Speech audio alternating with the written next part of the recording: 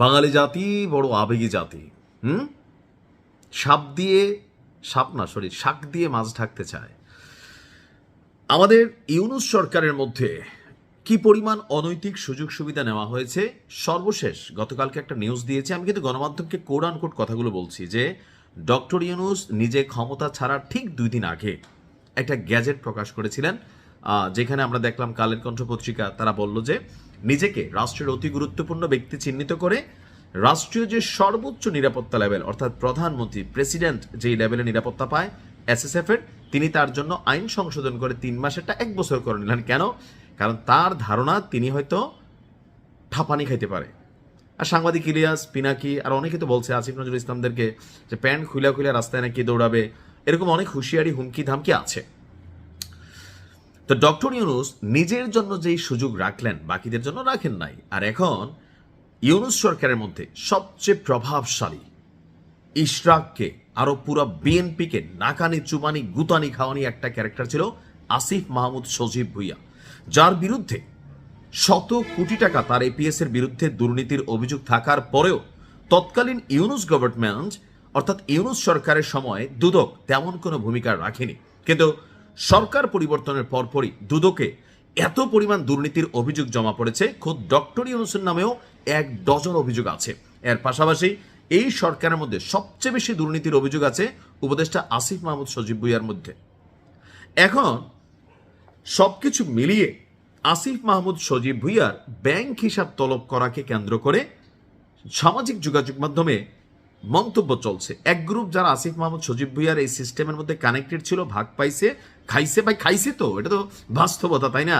চপ্পল পরা আসিফ, রাষ্ট্রের 1% কোনো সুযোগ সুবিধা এরা বাদ দিছে। আমি তো মনে করছিলাম ইউনূস সরকার আসার পরে তারা আগামী দিনের এমপিদের জন্য একটা আইডোলিজম তৈরি করে যাবেন, যে কারোর বিরুদ্ধে কোনো অভিযোগ উঠলে তারা পদত্যাগ করবেন। 18 মাসের ক্ষমতায় তারা পদত্যাগ করে নাই। টাকা টাকা ধান্দা, ভাই কামাইছে, প্রচুর কামাইছে। এখন এই যে কামাইছে সেইটার জন্য কি বলা হয়, যে এই মুহূর্তে যেটা হইল যে তার ব্যাংক হিসাব তলব করা হলো। বলা হচ্ছে যে আপনার তার ব্যাংক হিসাব তলব করছে বাংলাদেশ ফিনান্সিয়াল ইন্টেলিজেন্স ইউনিট।